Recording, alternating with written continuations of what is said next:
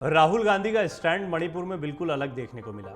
मणिपुर में हालांकि उनकी यात्रा खासी चर्चा में आई। इस पर आपने देखा सोशल मीडिया पर किस तरह से दोनों ही पार्टियों की तरफ एक जंग देखने को मिली।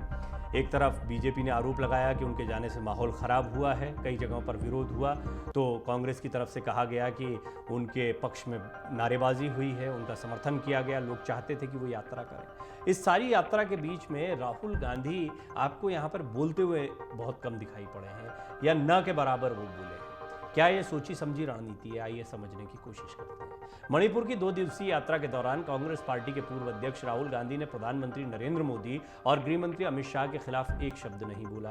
दूसरी तरफ जैसे ही राहुल गांधी ने मणिपुर में कदम रखा तो भाजपा की तरफ से उन पर आरोपों की बौछार कर दी गई। पार्टी नेता संबित पात्रा ने कहा था, स्टूडेंट यूनियन राहुल के दौरे का बायकॉट कर रही है। सिविल सर्विस ऑर्गेनाइजेशन को भी राहुल के दौरे पर ऐतराज है। कई जगहों पर महिलाओं का समूह भी विरोध प्रदर्शन कर रहा है। इन सब के बावजूद राहुल ने कोई राजनीतिक बयान नहीं दिया है। कांग्रेस नेता खुश हैं कि राहुल के इस दौरे पर कोई विवाद नहीं हुआ। उन्हें भरोसा है कि राहुल का ये सियासी जो दांव है या सियासी समझ है उनकी, कांग्रेस पार्टी के लिए एक बार फिर से पूर्वोत्तर की सत्ता के द्वार खोलने में मददगार साबित हो सकती है। कैसे, क्यों, जरा समझिए। राहुल ने कहा था, सर्वदलीय बैठक पीएम के लिए महत्वपूर्ण नहीं। राहुल गांधी और भाजपा का शीर्ष नेतृत्व, इन दोनों के बीच एक दूसरे को लेकर बयानबाजी होती रही है। राहुल गांधी ने जब विदेश में पीएम मोदी और उनकी सरकार को लेकर बयान दिया तो उसके बाद भाजपा के तमाम बड़े नेताओं ने राहुल को निशाने पर ले लिया। हालांकि राहुल गांधी ने अपने किसी बयान से किनारा नहीं किया। मणिपुर में हो रही हिंसा को लेकर गत दिनों राहुल गांधी ने कहा था, पीएम मोदी अमेरिका की यात्रा पर हैं, उनके लिए मणिपुर पर सर्वदलीय बैठक महत्वपूर्ण नहीं है। मणिपुर 50 दिनों से जल रहा है, लेकिन प्रधानमंत्री चुप रहे। सर्वदलीय बैठक तब बुलाई गई जब प्रधानमंत्री स्वयं देश में नहीं है। इससे पहले कांग्रेस संसदीय दल की अध्यक्ष सोनिया गांधी ने अपने एक वीडियो संदेश में मणिपुर के लोगों से शांति और सद्भाव बनाए रखने की अपील की थी। सोनिया गांधी ने कहा, इस हिंसा ने हमारे राष्ट्र की अंतरात्मा पर एक गहरा घाव छोड़ा है। मणिपुर में लोगों का जीवन तबाह कर दिया गया है।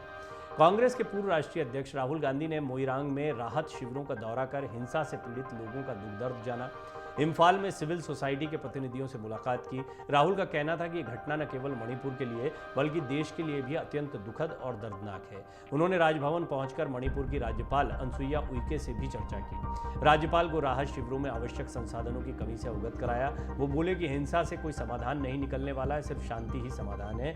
जिस तरह से मणिपुर को लेकर राहुल गांधी ने पीएम पर निशाना साधा था, अपने दौरे के दौरान वो बिल्कुल शांत रहे। उन्होंने केवल मणिपुर के लोगों की बात की। उन्होंने कहा, शांति ही आगे बढ़ने का रास्ता है। हर किसी को अब शांति और सद्भाव के बारे में बात करनी चाहिए। राज्य में शांति लाने के लिए हर मुमकिन कोशिश करनी चाहिए और वो हर संभव मदद करेंगे। अब बड़ा सवाल, क्या सियासी समझ खोलेगी कांग्रेस के लिए पूर्वोत्तर का द्वार? कांग्रेस पार्टी के केंद्रीय नेता का कहना है कि मणिपुर दौरे में राहुल गांधी को वहां की हकीकत के बारे में बताया गया है। राहुल ने वहां के लोगों की मूल समस्या को जानने और समझने का प्रयास किया है। संभव है कि आने वाले समय में वो मणिपुर को लेकर अपनी पार्टी की कोई नई पहल तैयार करे। इसके लिए वो मैतेई, कुकी और नगा समुदाय के लोगों से दिल्ली में मिल सकते हैं।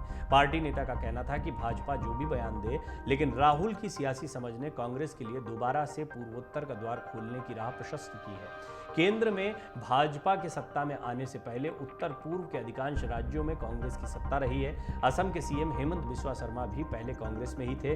बीरेन सिंह जो इस वक्त मुख्यमंत्री हैं मणिपुर के, वो भी एक समय कांग्रेस के साथ रहे हैं। इस साल मिजोरम में चुनाव हैं, वहीं अगले वर्ष अरुणाचल प्रदेश और सिक्किम में भी विधानसभा चुनाव हैं। इन राज्यों की सत्ता में कांग्रेस बाहर है। पार्टी नेता ने कहा कि राहुल गांधी ने मध्य प्रदेश, छत्तीसगढ़ और राजस्थान के साथ ही पूर्वोत्तर के राज्यों में चुनाव की तैयारी करने के लिए कहा है। इसके लिए वो जल्द ही पूर्वोत्तर राज्यों के कांग्रेस प्रभारियों के साथ एक बैठक करेंगे। चुनाव से पहले वहां की जो भी समस्या है उस पर पार्टी का सार्वजनिक एजेंडा तैयार किया जाएगा। कुल मिलाकर राहुल गांधी के चेहरे के साथ कांग्रेस आगे बढ़ रही है। राहुल गांधी महत्वपूर्ण मोर्चों पर दिखाई पड़ रहे हैं। राहुल गांधी के लिए बाकायदा एक टीम काम कर रही है। कब बोलना है, कब नहीं बोलना है, ये बहुत महत्वपूर्ण है, क्योंकि राहुल गांधी का कई बार चुप रहना या मौन साधना कुछ विषयों पर, यह पार्टी को फायदा पहुंचा सकता है। और मणिपुर में उन्होंने जो मौन साध रखा है या वो प्रधानमंत्री मोदी, गृह मंत्री अमित शाह पर कुछ नहीं बोले हैं, उसको सियासी समझ के तौर पर अब कांग्रेस सामने रख रही है और ऐसा मानती है कि सियासी समझ की वजह से पूर्वोत्तर में कांग्रेस के दरवाजे फिर खुल सकते हैं। अमर उजाला अब आपके टीवी पर भी। अपने स्मार्ट टीवी पर YouTube पर सर्च करें अमर उजाला, चैनल सब्सक्राइब करें और देखें ताजा खबरें, वो भी HD क्वालिटी में। और हाँ, बेल आइकन दबाना ना भूलें ताकि हर खबर हो आपके घर। अमर उजाला, निष्पक्ष, निर्भीक, निरंतर।